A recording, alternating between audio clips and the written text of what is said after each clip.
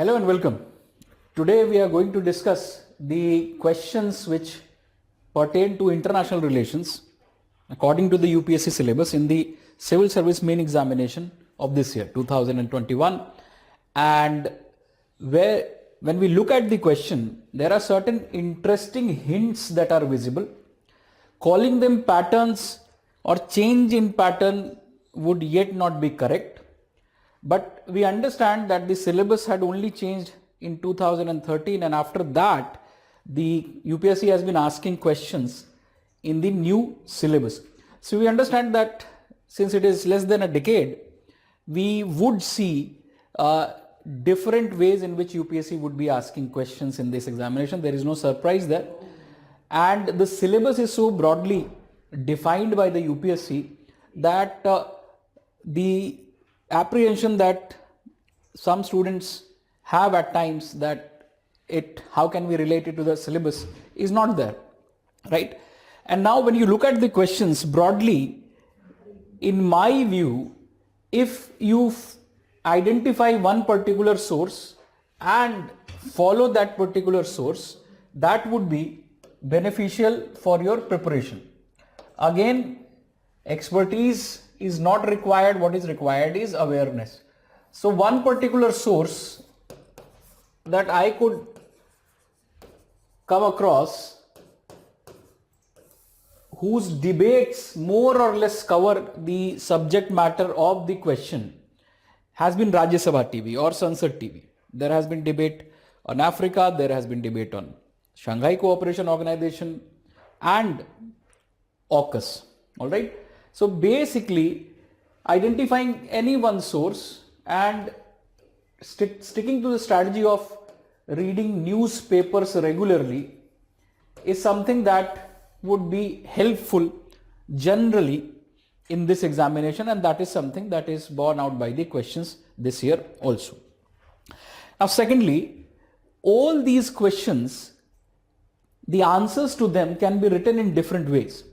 However, all good answers would have a consistent structure and some consistent point commonly found across those good answers. So there is no single way of writing answers.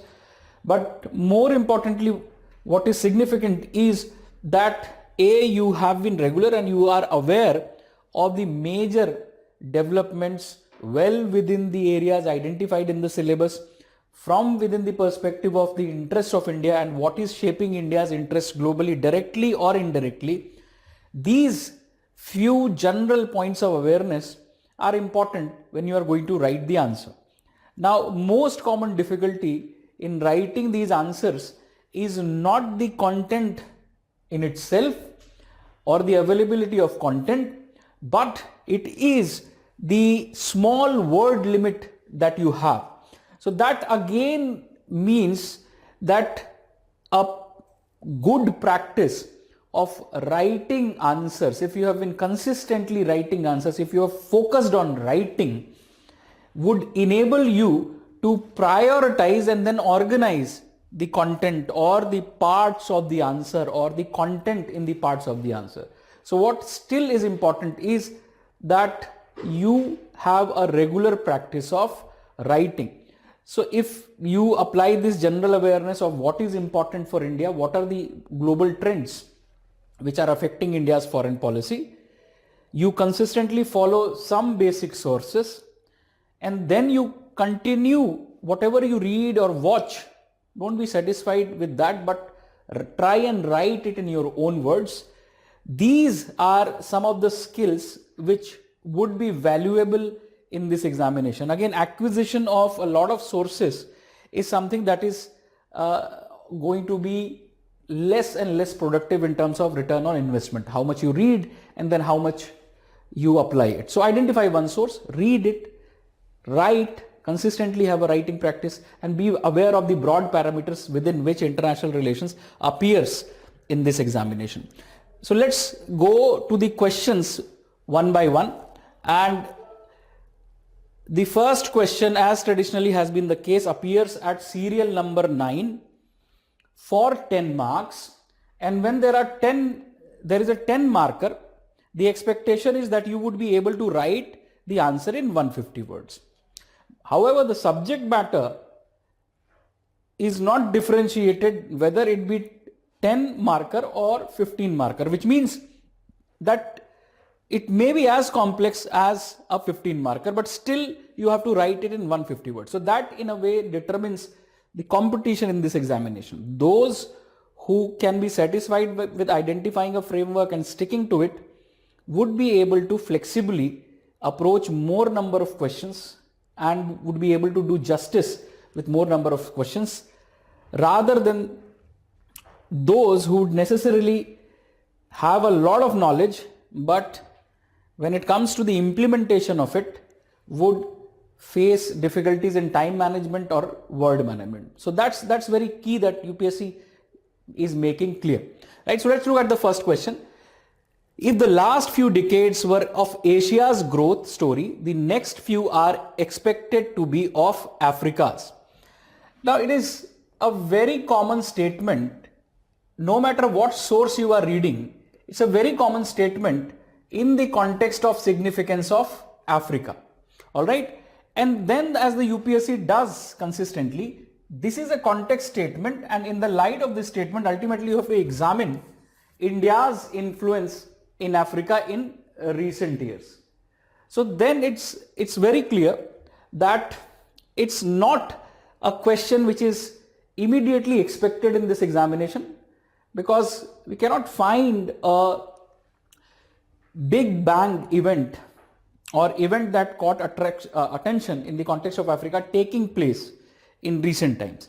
But we generally understand that if we identify the focus areas of India's foreign policy, beyond South Asia, Indian Ocean, Africa is one of the potential areas in which India has been interested.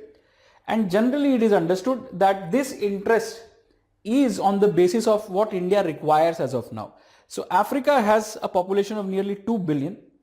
Africa's economy, if you take the continent as a whole, is equivalent to India's economy. And this is a continent where world's 30% of untapped mineral reserves lie. This is a continent where there are vast tracts of land which are yet to be cultivated, yet to be used for agricultural purposes. So, and then this is also a continent where you have some of the important oil producers like the country of Nigeria or like Sudan or Angola. So then from the perspective of energy security, from the perspective of economic engagements, economic security, from the perspective of exploring markets, and from the perspective of larger strategic engagements, because India is not the only country which is interested in Africa, there are other countries which are also interested in the potential of Africa. So this is a very well known aspect of India's interest in Africa. It is also very well known that Africa is one of the important areas of interest when it comes to a growing economy like India. And the first statement simply requires you to substantiate it by providing some basis to it. So you can start in your introduction by addressing the growth potential of Africa by identifying either to some process or by identifying to the potential that Africa has, and then you quickly move on and then you examine India's influence in Africa in recent years, and that can be done as I am suggesting. This can be one framework that you can identify what is the basis of India's influence in Africa, and then you identify if there are any limitations or if there is any caution which is required to utilize or strengthen or augment the influence of India. And thereby you can imagine the question in two clear major parts in terms of India's interests and the traditional parts of introduction, wherein you address the first statement of the question, and then towards the conclusion you again bring it to India's position, highlighting the principles on which India stands. So we can do it by looking at some of these points. All right. So first of all, we can go back to how Africa has featured in this examination. So again, in all of these, you would see that a continental approach towards Africa has been taken. in these questions. So this is consistent with how generally approach towards Africa is understood in this examination for the perspective of this examination. And we also understand that the idea is to identify how India is invested in Africa, how India is engaged with Africa. 2015, increasing interest of India in Africa has its pros and cons, critically examined. 2014, and this was GS 1, General Studies 1, how does India see its place, vision of India in the economic space of rising natural resource rich Africa? More or less similar to the statement that we see this year. This also talks about the potential of Africa. And then what you have to realize is the difficulty in this question is the word limit. All right. Content of this question is widely discussed and covered in newspapers in recent years. By recent years, UPSC may mean the last 1 year to the last 5 years. So when you are talking about any relationship, you should make it a point that you have an understanding of some historical background, but also you have an awareness of the process and areas of engagement in the last 5 years, last half decade or so. When UPSC says recent times, you generally find that this is consistently what it means, right? And then in these kind of questions, to influence the view of the examiner, meaning impress upon the examiner that well within the limitation of 150 words, you are displaying adequate awareness of India's engagements, India's interest and influence with Africa. All right, so you can rely on the jargons. For example, the African Continental Free Trade Area is a recent initiative which has been in news, which is binding Africa together in a common market in the free trade area. And then IAFS, India-Africa Forum Summit. This is a process through which India has continentally engaged with Africa, announcing major initiatives, announcing major investments or development support that India provides to Africa.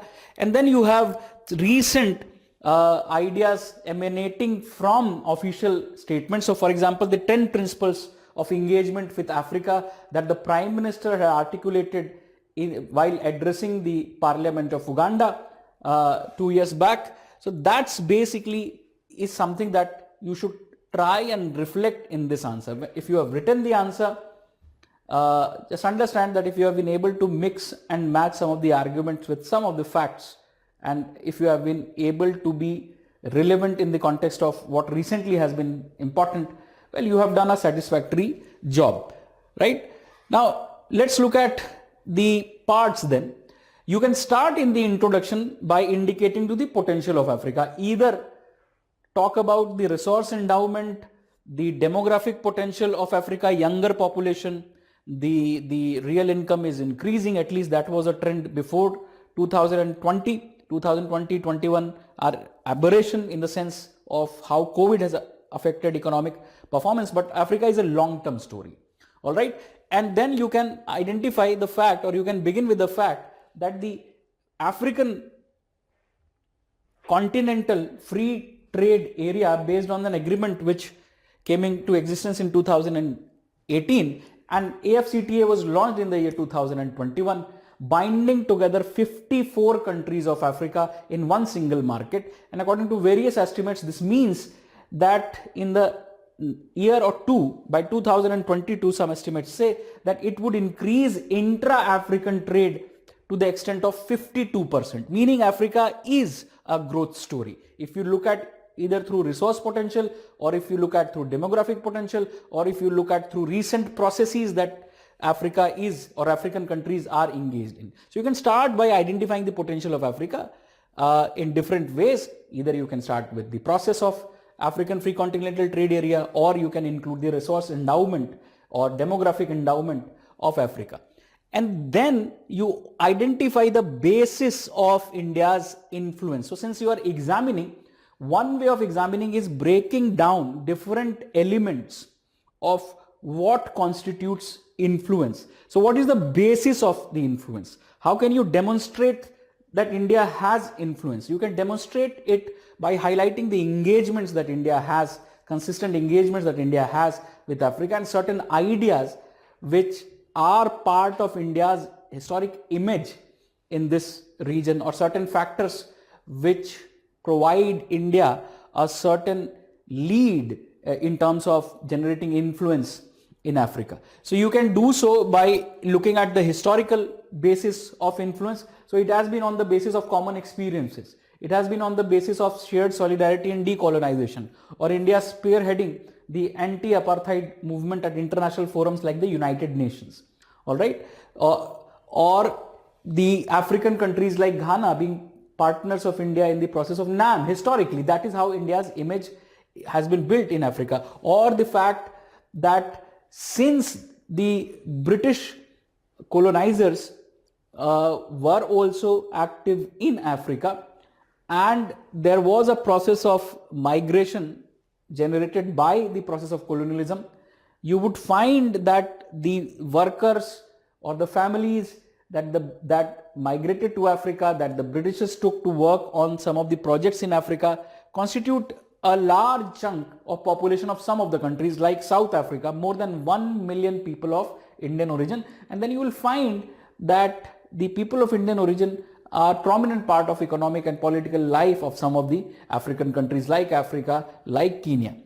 And then you can look at the political diplomatic engagements or programs of action or platforms through which India's constant engagement with African countries is the basis of its influence. So the IIFS process, which started in 2008, and the last edition, the third IIFS India-Africa Forum Summit process in 2015, is an example of how India's engagement with Africa has increased. 2015 was the largest IIFS process in terms of the number of African countries which participated, in terms of the fact that India had sent invitation to all the countries of the African Union, which is the regional organization there.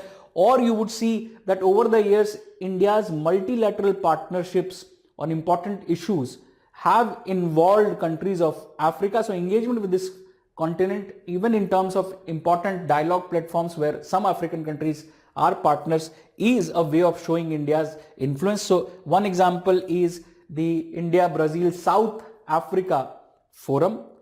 And then another example is the BRICS Forum, Brazil, Russia, India, China, South Africa Forum. You would also see that India in 2020 was accorded the observer status in the Indian Ocean Commission. So you can bring in Indian Ocean, you can bring in how India has invested in the Indian Ocean island countries close to Africa, considered to be part of Africa, Madagascar or Seychelles or Mauritius. So therein you can bring in diversity in your points. You can pick and choose some of these examples in your answer. And then economy is where you have an opportunity to bring in some numbers, some data, some figures, which basically creates an impression that you have brought concreteness to the answer. One is how you structure the answer and how you pick and choose your content. Another is how you are using the numbers. So if you see, 2020-21, India's trade with Africa was $46.82 billion US. Now, an important aspect of this trade is that both India and the African continent are among the top 5 trading partners of each other. African continent is an important export market for India. However, if you look at the nature of the trade, you will find that the trade is more or less balanced. It's not a relationship of dependence. So that differentiates India. India has made an effort that the trade be balanced with these countries, wherein if you see larger countries like China, African continent is an importer of finished goods from China, and China looks at the African continent as a primary domain of its resource imports. So thereby you would see we may have a comparatively lower number as compared to China, but our trade is balanced. So this also creates a perception of balanced relations, which is the basis of India's influence in Africa. And then you can bring in the investment numbers also if you want to. And then you should realize that socio-economic development, the way India has sought to differentiate its approach towards Africa, has been by articulating its support for the development process in Africa. All right, so India has tried to establish itself as a credible development partner of Africa by investing in capacity building projects, creating institutions or smaller projects which can bring in a difference in the lives of the African people. So thereby you can bring in the idea of development partnership, or the idea that India has sought to utilize its ICT based capabilities to help in the creation of a services economy in Africa. One example is the Pan-African E-Network project that India financed, and that now more than 40 African countries utilize. So it facilitates telecommunication, it facilitates e-governance, it facilitates e-commerce potentially. And then India has taken forward this initiative in recent times. 2019, India launched E-Arogya Bharti, and India also launched the E-Shiksha Bharti. These initiatives are to forge partnership with Africa through the use of ICT in the areas of health and in the areas of education. So the focus on capacity building, the focus on projects which utilize the information and communication technology to support the process of development in Africa. And then you can also see that if India is called the pharmaceutical or pharma hub of the world, or pharmacy of the world, the idea is concretely manifested in Africa, be it the lowering of prices of AIDS medication. AIDS was a largely spread health threat in Africa in the 1990s and in some parts of Africa even now. So the way Indian generic pharmaceutical companies facilitated easy access, cheap, affordable access to the AIDS medication is also a testament to how India is bringing its capabilities to serve the needs of African people, on the basis of which a larger economic or strategic partnership could be built. And you can also find the example in terms of COVID-19, in terms of India announcing vaccine diplomacy, or India announcing that it would be supplying vaccine to some of the least developed and developing countries on a concessional rate basis, or in some cases on the basis of grant, all right, to these countries. And now you also see that if you are reading newspaper consistently, if you are a regular reader of newspaper, you will find from time to time officials, government officials have addressed the issue with the issue of engagement with Africa. So you will find Foreign Secretary Harshvardhan Shringla in 2021 had addressed the questions on India's engagement with Africa, covered in the newspapers also. And you will find such numbers there, that India has reached out to more than 43 African countries, and India has executed 189 developmental projects in the last 2 decades in 37 African countries, and around 77 projects are under execution with a total endowment outlet of 12.86 billion US dollars. So India's provision for lines of credits, or India's provisions for development finance or financing of development projects, is a prominent part of how India differentiates itself from others, at least in its own view, from others in Africa. All right. And then you move forward, and then since you are examining it, the other aspect would be, how do we improve India's influence in Africa? We can do so by identifying what are the limitations, what is it that India needs to consistently still work on. So we understand that interest in Africa is a global phenomenon. All right. And Africa is witnessing a competition for influence, for resources, for market, and thereby European Union or Japan or the United States or China are also countries with continental engagement with Africa. So thereby India is not alone in this kind of an outreach, and what India needs to do is India needs to adequately prepare a response to the competition that it might face from countries like China in Africa, and India must prepare itself to partner with other like-minded countries like France or the United States or the United Arab Emirates or Japan in Africa to synergize the effect. India may not have as many resources. India's resources may not be comparable to China, but effective partnership strategies are required in Africa. China has a higher trade and investments in Africa. So China certainly has an economic lead in Africa.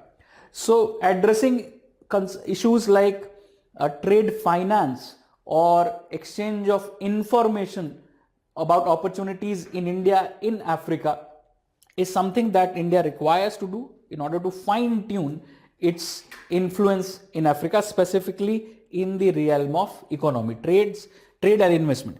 And India's defense cooperation with African countries is limited.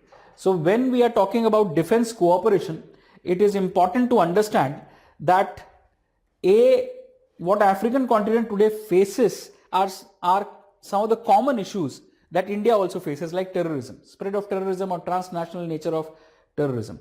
But apart from that, issues like food security, issues like environmental security, issues like maritime security are also part of the larger defense needs of African countries. So India can think of in terms of extending defense partnership with African countries in the domain of maritime security, with greater partnership in the Indian Ocean region with countries like South Africa, countries like Kenya.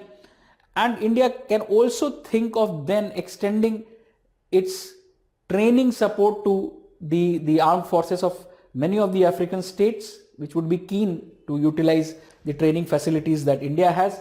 And then we can also think in terms of, in the future, we should look at tapping the defense exports market that Africa has, because already, as we see, that China is taking a lead in providing security equipments to many of the African countries. So that is one area, not similar to China, but that is one area of defense equipments, defense hardware that we can explore. That is something that is an untapped area, undeveloped area, and addressing these would ultimately ensure that India's influence in Africa is sustained. All right. And then ultimately, as conclusion, you highlight some of the principles. All right. You highlight some of the principles by identifying or clearly identifying that India's influence in Africa is significant. And secondly, in comparative perspective, today China may have a larger reach in Africa, but what differentiates India and what India should consistently do is base its cooperation with Africa in principles.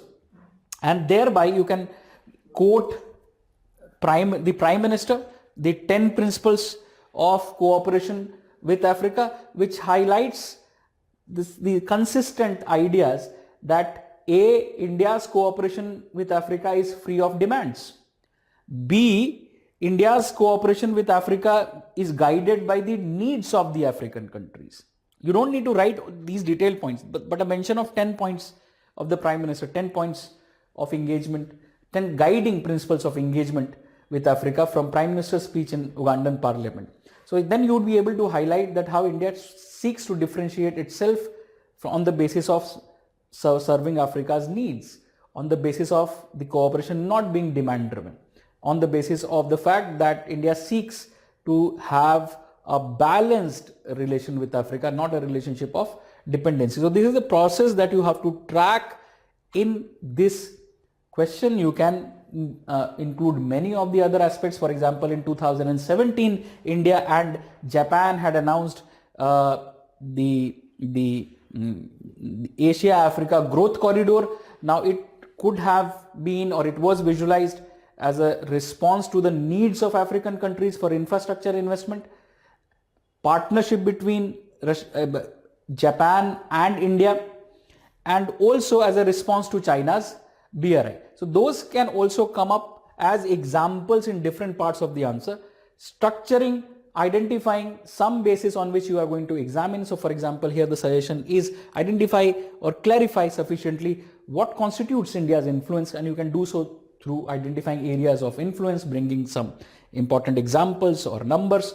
Then you're identifying what is India's limitations, and thereby the suggestion also is you are indicating what is it that India needs to do more in this continent. And ultimately towards the conclusion, if you can, then you should highlight, reiterate how India's cooperation with Africa is based on principles, all right, by highlighting some official statements, most importantly, the 10 guiding parameters of or guiding principles of India-Africa relations as articulated by the Prime Minister. All right, so that's basically what we can do in this kind of a question. Moving forward, question number 10, again a 10 marker, 150 words, so the difficulty remains. But there are certain interesting features of this question, and this is a slightly new kind of question that UPSC has asked in this new syllabus, in this new era of the examination since 2013. So you generally see that questions would directly or indirectly bring in India or India's interests, specifically if these questions are pertaining to certain countries or certain region, like we saw in the case of Africa. But this question does not directly mention or leave much scope for bringing in India. So in this question, all of you may have written a reasonable answer. Why? Because this is a widely covered topic. Either be it trade wars between China and India, China and the United States in 2019-20 under the Trump administration, or the development of conception of the Indo-Pacific and how cooperation is growing there. That is seen as America's response to China. Or you may have heard about the debate on how the global order or the world order is shifting, how China is challenging a US-led global order. Now, all these have been talked about or have formed a backdrop of many of the articles in newspapers like the Hindu or in newspapers like the Indian Express. So, a simple consistency with newspapers or basic sources can provide you the content to this answer. Again, the question, the USA is facing an existential threat in the form of a China that is much more challenging than the erstwhile Soviet Union. Within quotation marks, so it does not mean that you are taking it literally. All right, you are not taking it literally and answering it. You are answering it with the awareness of the competition between China and the United States forming the backdrop of the events which are affecting India's foreign policy choices. All right, in some ways aiding India's efforts in safeguarding its interests, in some ways challenging India's efforts in safeguarding its interests while managing the cardinal principles of its foreign policy. And the basics of foreign policy tells us that how is the external environment, what are the features of the external environment, the world at large, is an important determinant of India's foreign policy at any given point in time. So you can base the answer in this conceptual understanding. Now, this statement has to be explained. There are two ways in which, as I suggest, and there can be different interpretation on this, but as I suggest, there are two ways in which you can explain it. First of all, you have to explain the whole statement. So you have to correctly contextualize it. How do you visualize it? The introduction becomes important. And you don't have much time to bring in Soviet Union into this, because ultimately this is a question about the characteristics, the nature of China's challenge to the United States.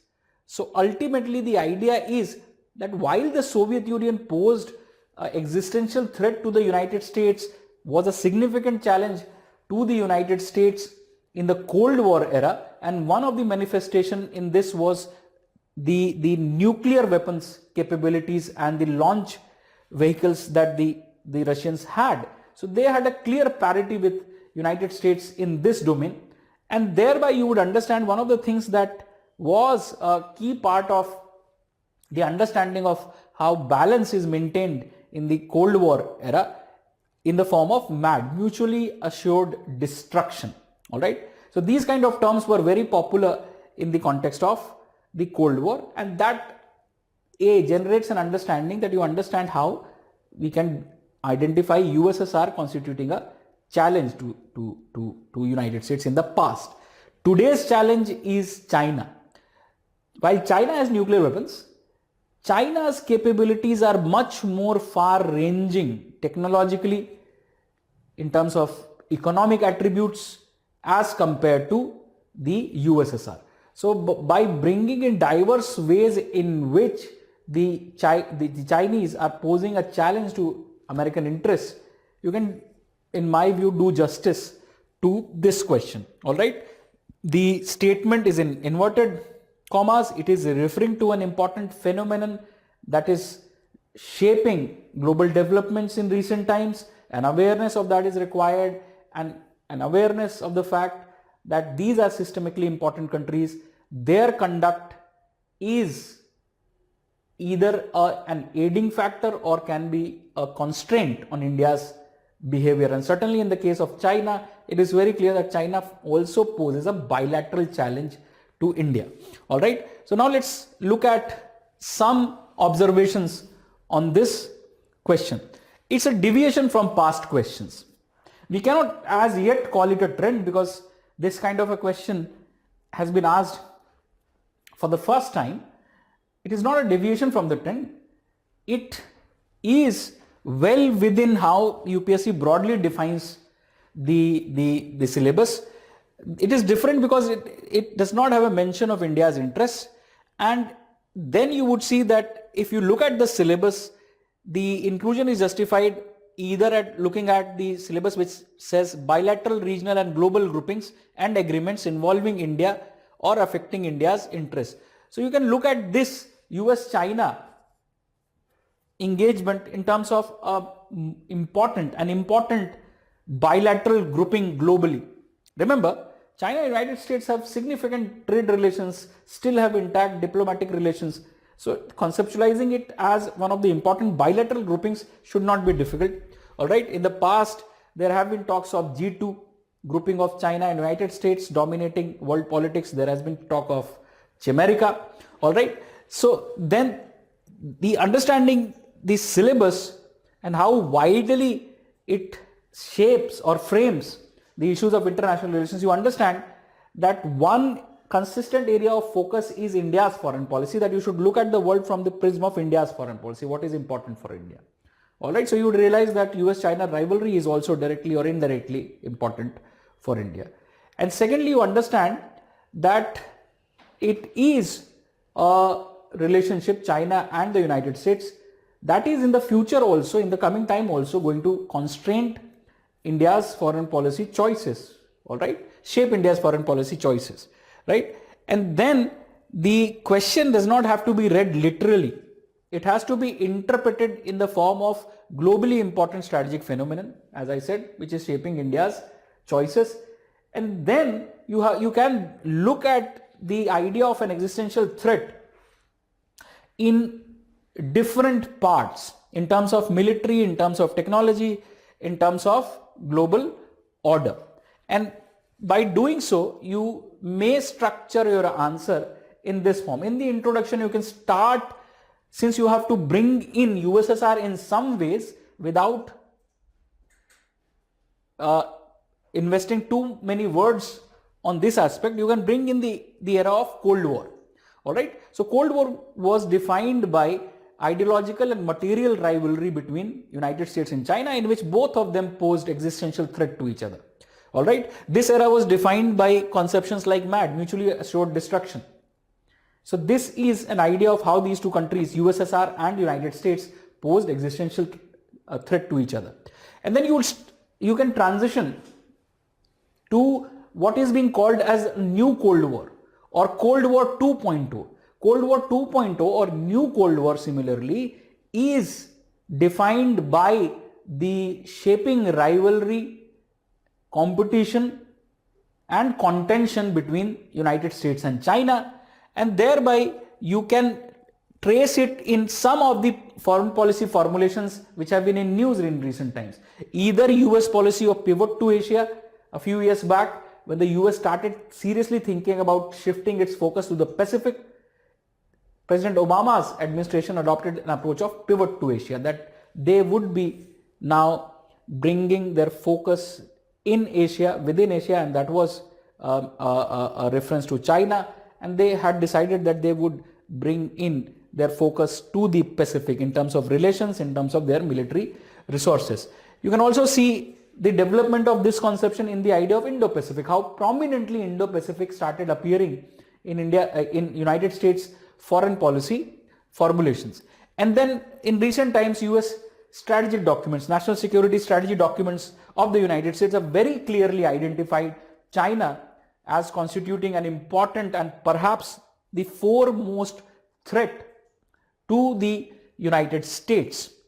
All right. In the Trump administration, you also had a strategic note on China which was issued, and thereby you can identify that this is one of the issues which is in the perception of the United States is also a matter of concern.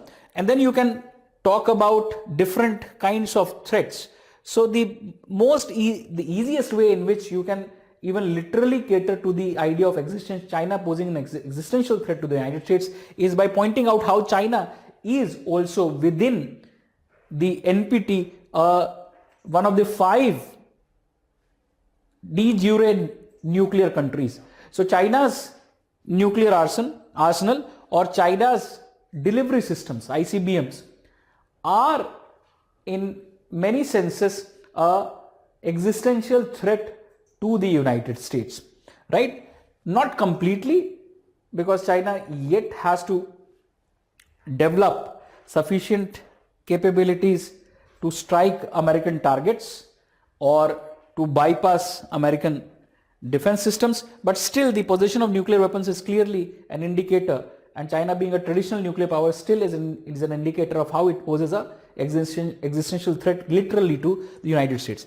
And then you can also identify the idea that what is happening in the large geography that the United States is trying to strategically define, the Indo-Pacific, is an indicator that the US is facing a threat from the Chinese. So if you look at Chinese actions in South China Sea, not only is it extending expansive claims in this region, despite US opposition, it has continued to do so. Paracel or Spratly Islands, it has continued to militarize these islands.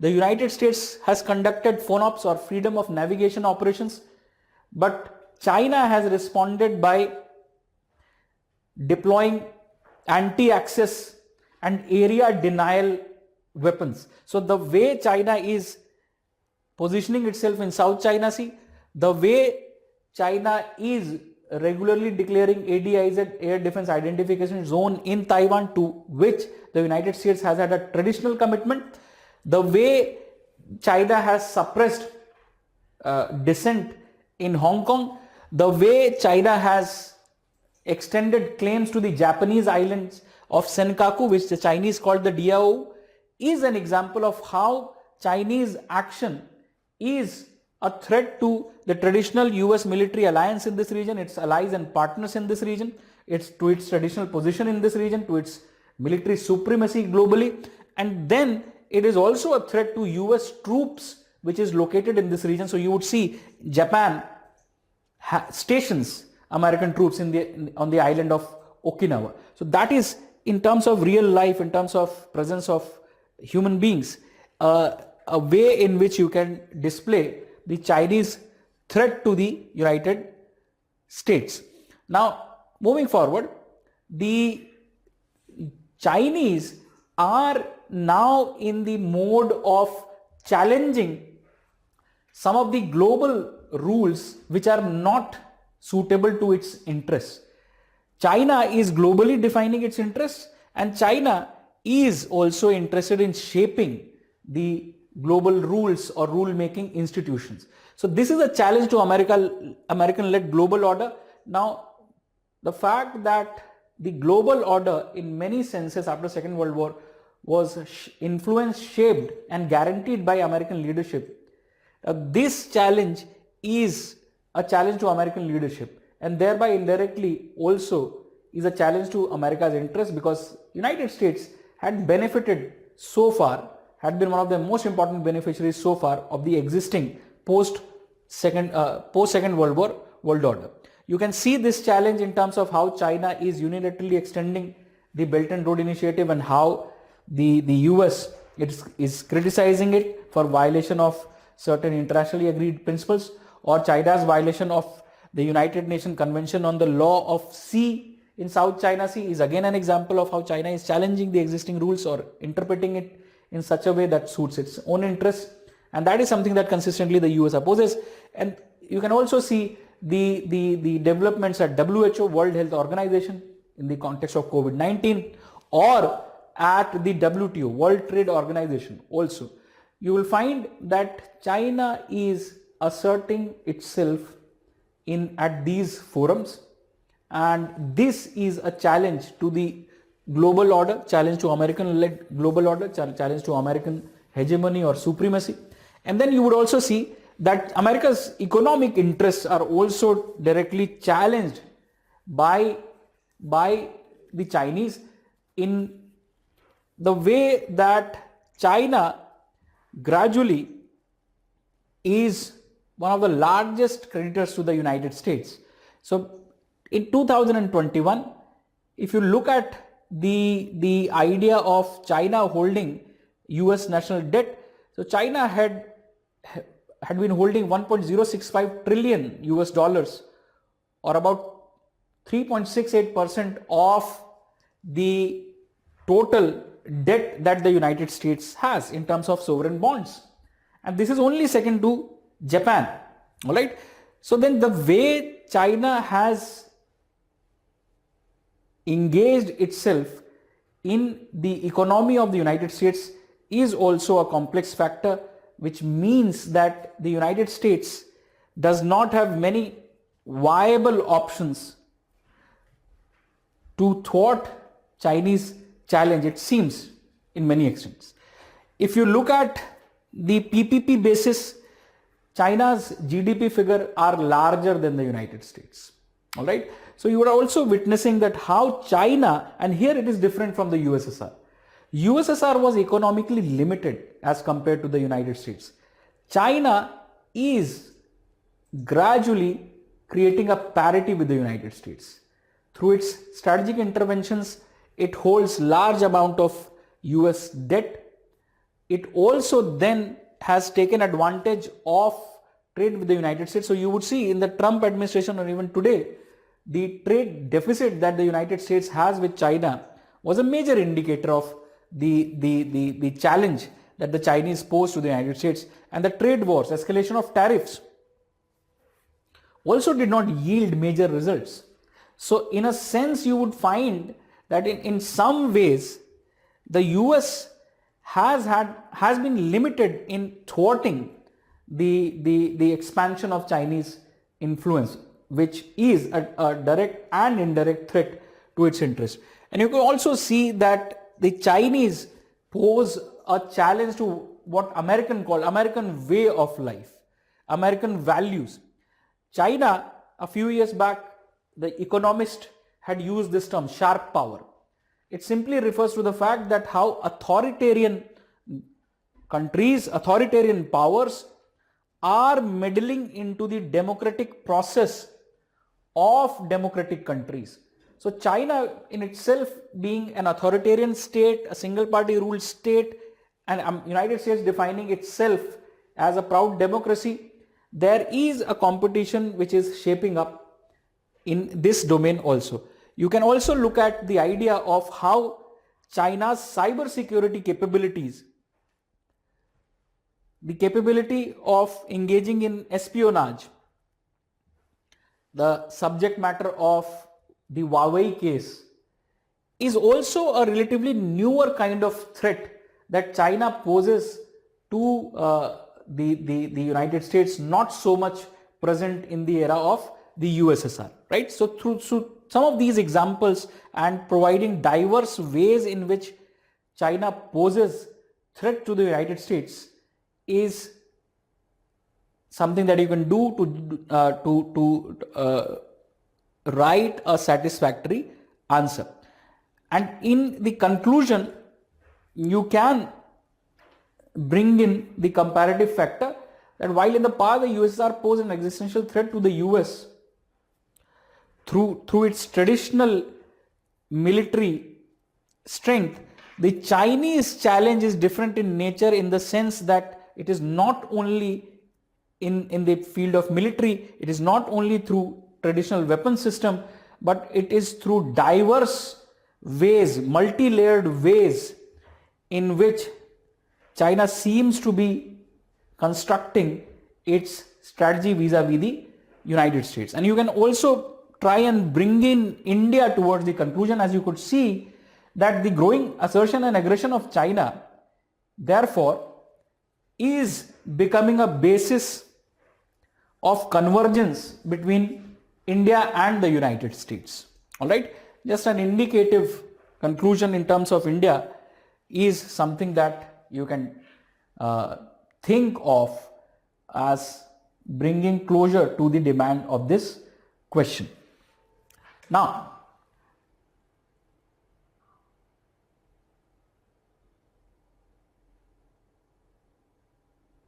if there are any questions pertaining to the interpretation of the question or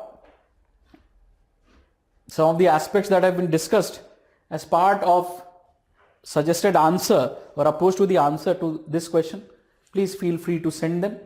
Now moving on, the 15 marker question number 19. Now it's a pretty much standard way in which UPSC asks questions about institutions, about organization. The inclusion of a question on SEO is in many senses expected, all right, and the question is about critically examine the aims and objectives of SEO. So some basic understanding of an organization, an institution, specifically when India is a member of it, becomes important. And secondly, what importance does it hold for India? So the second part is clearly talking about India's position, the implication of SEO in India's foreign policy, in the context of India's foreign policy. So now if we look at some of the important observations about this question from the perspective of UPSC can be said to be a straightforward question. This question is something that has been expected in the context of how developments have been covered by newspapers or publicly available sources of information in the context of events that have taken place. 2017, India became a permanent member of the Shanghai Cooperation Organization. And then you can also see that it is also relevant in the context of India-China tensions. Shanghai Cooperation Organization is an organization which was formed at the initiative of China as Shanghai 5, and its headquarters still is in China, in Beijing. So it's a China-dominated organization, and you would see ever since 2020, when there was a logjam in India-China relations on violence and Chinese unilateralism at the LAC, there have been engagements between India and China at the Shanghai Cooperation Organization. India has utilized this platform to make its position clear. All right. And then you would also see Afghanistan's situation, and SEO is one platform where India has taken up the issue of Afghanistan. Afghanistan is a neighbor of Central Asian countries, and Central Asian countries, suddenly this region, Central Asia, has become prominent in terms of its geopolitical significance after situation has changed in Afghanistan. And Central Asian countries are important partners of India. And we also see from the perspective of Central Asian countries, there are certain important developments that took place. In 2021, the second India-Central Asia dialogue took place. The summit of SEO took place in the month of September, And at that point in time, the Prime Minister participated virtually. So that was another occasion wherein India was making a statement at a platform where China is also present, Central Asian countries are also present, and gradually, since the month of July, there were diplomatic activities in Central Asia involving Central Asian countries, and thereby you would see India extended an invitation to the 5 heads of states of Central Asian countries to be chief guest of the Republic Day Parade in 2022. So it's again regularly looking at the developments of the year would give us an indication that SCO was one of the prominent areas from which question could have been asked. No, in no sense obvious, but certainly after the fact we can talk about the indications. And then you should understand that it caters to the various parts of the syllabus, important international institutions, agencies and fora, their structure and mandate. So the question is asking about aims and objectives of SCO and bilateral, regional, global groupings and agreements involving India or affecting India's interests. Now here is an organization which is not in India's neighborhood, which is not primarily influenced by India. India is by no means the most important country of SCO. But here is an organization which is important in terms of the membership that it has, in terms of the area that it caters to.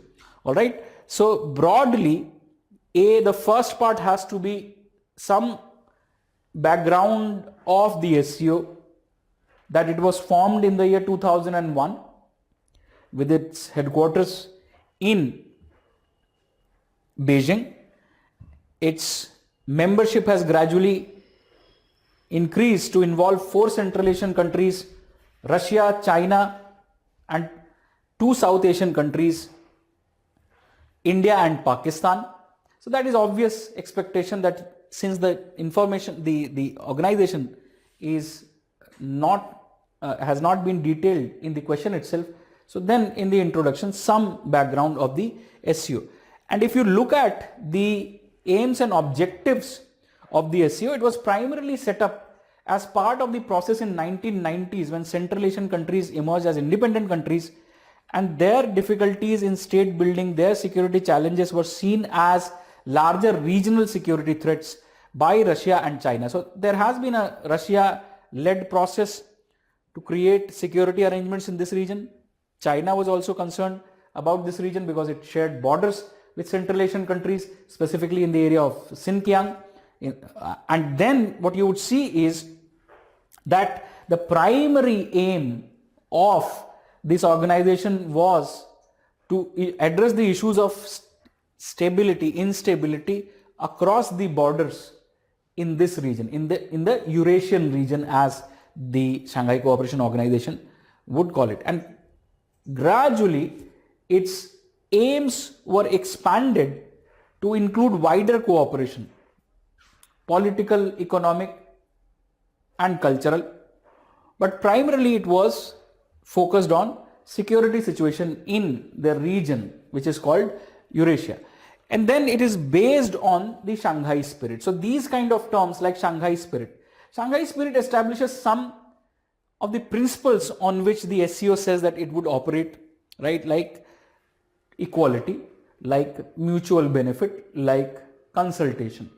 So these are the aims and objectives broadly of the Shanghai Cooperation Organization, which could be identified, and then you can move towards its critical examination by identifying how, despite being based on the principles of the Shanghai spirit as it is called, the SCO remains a deeply unequal organization in terms of it is traditionally dominated by 2 regional powers, Russia and China. All right.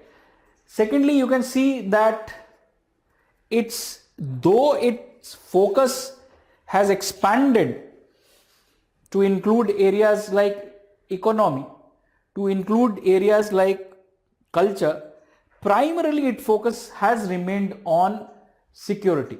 All right. So even within its larger identified mandate of promoting political, economic and cultural cooperation, you would see still security cooperation is the main focus, while other areas, cooperation in other areas has lagged behind.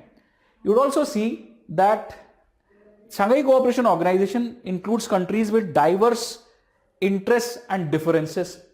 So you have India and Pakistan, India and China, and thereby what you would see is that from India's perspective, this organization is a platform at which more than the aims and objectives or the principles, the interests of the dominant countries is the animating spirit. And then, since the Shanghai Cooperation Organization is dominated by Russia and China traditionally, it is also perceived widely as an anti-West alliance. All right, that's the widespread perception that the SCO has, primarily because of the way Russia and Shanghai Cooperation Organization have placed themselves. All right, and then you have to bring in India through the relevance that it has for India. So Shanghai Cooperation Organization, primarily from the perspective of India, provides it reach and access in Eurasia, which is increasingly important region geopolitically, geoeconomically, geostrategically. It also is a region, it's also a platform which provides India an opportunity to engage with Central Asian countries, which are again important for India because of their geostrategic location, because of India's interest in exploring the energy resources with these countries, in the context of how India wants to transcend its limitations and promote or participate in connectivity projects in this region. And then you can also see that India seeks to benefit from the security related aspects of SCO, RAC's regional anti-terrorism structure, which is part of the SCO, which is intelligence gathering platform that the SCO has created. So India hopes to benefit from sharing of intelligence, and the SCO also conducts counter-terrorism military exercises from time to time. So it is expected from India's perspective that Indian armed forces may benefit from the exposure to such military exercises. Now, despite the significance, you can also see that you can point out towards certain limitations. So for example, while the idea is that this organization would be based on consultation, there are primary differences from the perspective of India which are evident.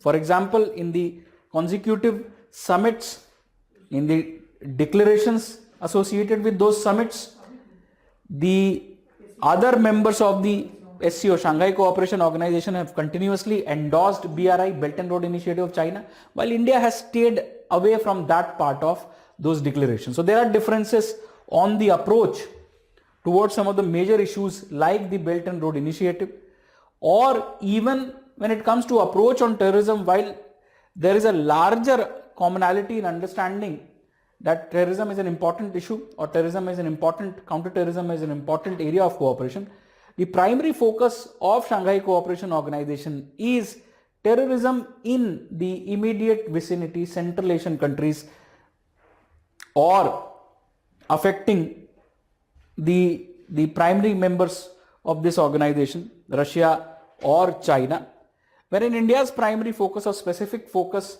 when it comes to the problem of terrorism is cross-border state-sponsored terrorism emanating from Pakistan. So there are also differences on approach on terrorism. Nonetheless, what you can see is that the mandate, principles, aims and objectives of SCO and the fact that India has a permanent membership of the SCO since 2017 make the Shanghai Cooperation Organization a relevant diplomatic platform for India to articulate its position and to maintain its relevance in the larger Eurasian region.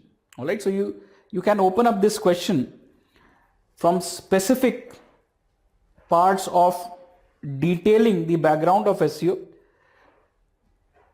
briefly, then focusing on its aims and objectives, from security cooperation to political and cultural cooperation, and jargons or terms like the Shanghai spirit, which in itself opens up into multiple connotations.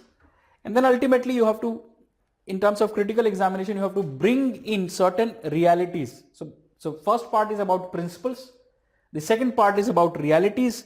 Third part clearly is about sketching the relevance of SCO's aims and objectives in aiding India's interests, and how the platform also is limited when it comes to addressing India's interests because of certain differences. All right, and ultimately you can highlight that despite the limitations, the SCO is one of the relevant platforms that India has, but membership of the SCO requires India to walk a tight rope or to engage in diplomatic balancing in terms of deciding how it's going to utilize this platform. So that is something that is to be kept in mind when it comes to Shanghai Cooperation Organization. Straightforward question. And the summit of SCO took place in the month of September 2021. So it can also be broadly understood that the months of September, October are or have been important months when it comes to some of the questions in this examination, such as the next one. All right, the last question, again a 15 marker at the serial number 20, is the newly tri-nation partnership AUKUS is aimed at countering China's ambitions in the Indo-Pacific region. Is it going to supersede the existing partnerships in the region? Discuss the strength and impact of AUKUS in the present scenario. All right. So again, the creation of AUKUS took place in the month of September. The summit of SCO took place in the month of September. So some sort of correlation is visible in terms of how recent developments inspire questions. This is a typical current affairs question, what is called current affairs, specifically in the popular parlance, the developments in the last 1 year. So the development 3 months before the mains examination indicates that you need to maintain regularity with current affairs, regularity in other words with the newspaper.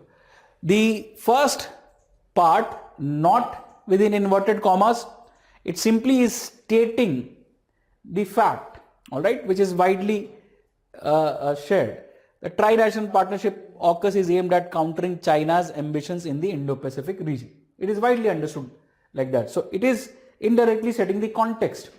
Secondly, remember, in recent times, this larger geostrategic questions about regions which are significant from the foreign policy interests, from the perspective of foreign policy interests of multiple countries have been asked. Specifically, if you see, 2020 had 2 questions. One was on quadrilateral security dialogue between India, United States, Japan and Australia. Second question was on comparison between India, US defense relations, defense agreements, and India, Russia defense agreements in the larger context of stability in the Indo-Pacific. So it seems that Indo-Pacific, which has been in news consistently since 2017 regularly, is attracting significant attention in this examination. So having a larger understanding of how geography is shaping up the interest of countries, how larger geographies are now geostrategic arenas of competition, prominent competition in the world, is important to understand, important to focus upon. So the question then in simple terms, first of all, provides you an opportunity to simply detail what the AUKUS is. Secondly, you have to identify the existing partnerships which is being mentioned in the question. Is it going to supersede existing partnerships in the region? And your answer should be analytical, not a simple yes and no, because that cannot be determined as of now. But if you understand, AUKUS is a military partnership, whereas in the Indo-Pacific, wide variety of countries are still wary of defining this region in terms of strategic competition or military alliances. Rather, countries like India are trying to define the Indo-Pacific in the broadest possible term, right? So then the impact of AUKUS in the present scenario is something that brings to us an opportunity to bring in India's perspective also. So moving on, you can look at this question from the perspective of being a typical current affairs based question. You can start defining or contextualizing the AUKUS, Australia, United Kingdom, United States initiative in terms of revival of an old military alliance. So you would see that traditionally this larger region was part of the fighting during the Second World War. At that point in time, the Japanese are the most important power in this region, against whom you would see the coalition of United States, Australia, New Zealand, United Kingdom had formed a joint front. So you would see traditionally there are certain military alliances led by the United States which have formed the consistent feature of the region which is now being identified as the Indo-Pacific. You have had in the past SEATO, Southeast Asia Treaty Organization. You have had in the past the Australia, New Zealand, United States agreement, which aimed at pursuing military partnership. So the AUKUS in a way is revival of the pattern of the old times in terms of revival and reiteration of certain traditional military partnership. AUKUS, which was announced in September 2021, aims at enhanced trilateral security partnership between Australia, United Kingdom and the United States. And one of the first areas which is explicitly identified in the joint communique of these countries is helping Australia acquiring nuclear powered submarines. All right. So that's something that was in news, and that clearly then established that these countries are aiming to integrate their military industrial base, their research and development capabilities, their technology capabilities in aiding their military strategic objectives. All right. So this trilateral cooperation is about joint capabilities. In this case, the initial focus was on augmenting the capabilities of Australia. So this was in the context of how Australia has taken a stringent stand against China, and China is pushing back vis-a-vis Australia. So that is the objective in which old partners have come to the aid of each other. And to the extent that it aims at reviving the integration of their security apparatus, this is also an old pattern. Defense related science and technology apparatus, this is also an old pattern that has been existent in this relationship. And then what you would see is that ultimately by detailing the AUKUS by identifying the projects or the aims and objectives, you can clearly identify that AUKUS involves reviving of a traditional military alliance in the Indo-Pacific in the face of common threat posed by China to these countries. Now the second part, would it substitute other existing initiatives in this region, has to be answered by identifying that Indo-Pacific is a vast geopolitical domain with diverse array of opportunities and challenges.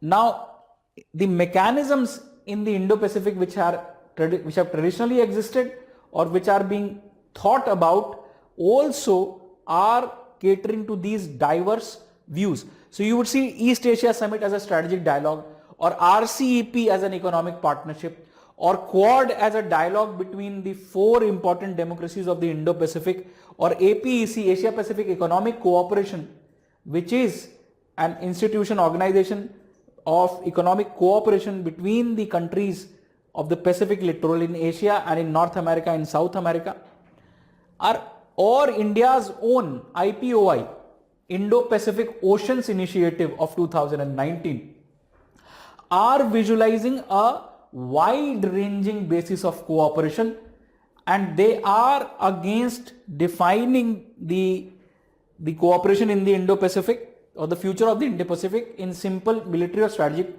competition. And then the idea should be that if you look at India's position, India has argued for not only a free and open Indo-Pacific. So that's basically what you would see is a common position of countries like Australia or United States or Japan traditionally when they view the Indo-Pacific, right? Referring to the Chinese action, they advocate consistently the need for a free, open, rules-based Indo-Pacific. But India supports free, open, rules-based Indo-Pacific. But India also says that Indo-Pacific should be inclusive, all right? Because more importantly, in recent times, India has not been in favor of openly antagonizing China. So thereby you would see the platforms of which India is a part, like Quad, never defines itself in terms of military alliance. Secondly, you would see the statement of the Foreign Secretary when AUKUS was announced was unequivocal when he said that AUKUS is a military alliance and India is not going to be a part of a military alliance. But insofar as this initiative strengthens the coalition of the like-minded to create a counterweight to unilateralism of China, it is an important initiative in establishing a rules-based order in the Indo-Pacific. All right, because so far there has been no visible counterweight to what China is doing, and China in recent times has made rapid strides in extending its claims and also interfering in the strategic spheres of other countries, including in the backyard of Australia. So thereby that's the significance that we are talking about. And then you should acknowledge that it is still early days for the AUKUS. It's a recent initiative. The architecture of governance across security, economic or political diplomatic engagements in this region is still being shaped up. AUKUS thus is an important military initiative, but it is not going to supersede the existing initiatives or platforms in this region, and certainly that is not something that India is in favor of. India, if you see the Prime Minister's speech at the Shangri-La Dialogue in 2018, you will find that India is consistently articulating a vision of the Indo-Pacific which is not antagonizing, which is not defined in terms of strategic competition. So you can highlight how India's vision of the Indo-Pacific, which is broad-based and which is multi-pronged, should be the basis on which cooperation in this area to ensure stability has to be extended. All right. So basically you can bring in towards the end of the question India's principled position as articulated by the Prime Minister in the Indo-Pacific Oceans Initiative. So these were the 4 questions that came from the area of international relations. Some questions posed difficulties because of the word limit within which you had to address those questions. Some of the questions were catering to how consistently UPSC has been asked question. The question on US-China in terms of how China poses existential threat to the United States is different, because this is a question which does not bring in India directly, which is consistent feature of the syllabus. However, since this was also covered as one of the important developments globally in the recent years, by which, as I have earlier mentioned, we mean the last 5 years, the patterns in last 5 years apart from the immediate year in question. So that, if you keep in mind, you have enough content. But again, the challenge is how do you structure your answer and how do you then pick and choose your examples. Certainly you are not going to write everything which is here, but the emphasis was on the suggestion of structuring. The emphasis was on identifying diverse ways in which the question can be seen, and then picking and choosing your examples, your key terms, your details which you are going to use and ultimately highlight while you are writing the answer. So that's the end of the discussion on the question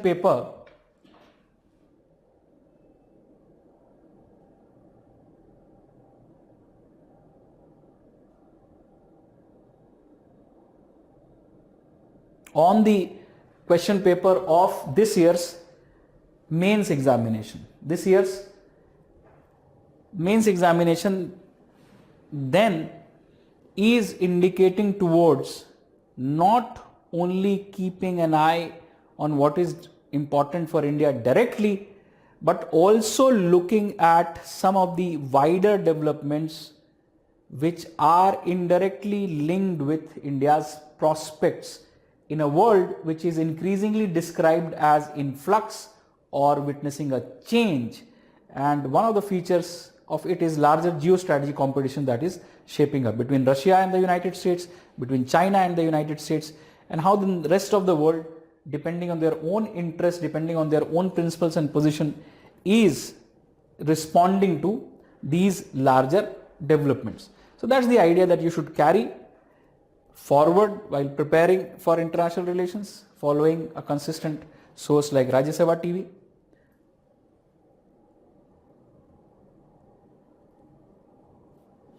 Rajya Sabha TV or following a newspaper regularly is something that is required as a consistent basis. Alright, you can keep on reading. Someone can read economists, or someone can read foreign journals also. The idea is that this examination is for everyone. So then consistently following any standard Indian newspaper is still strongly recommended for preparing the examination. All right.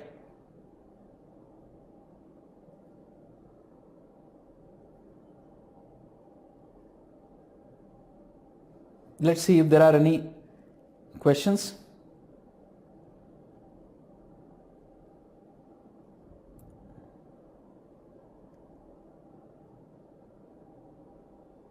Please send any questions which may be there.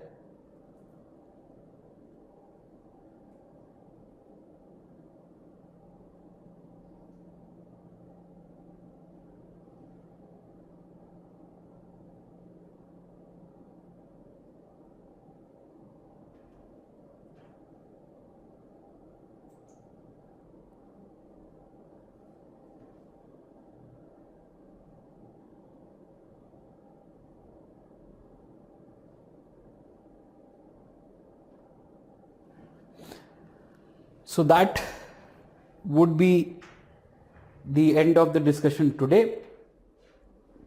Stay tuned on for the upcoming discussions on the next paper. Right? Thank you very much for your time and attention.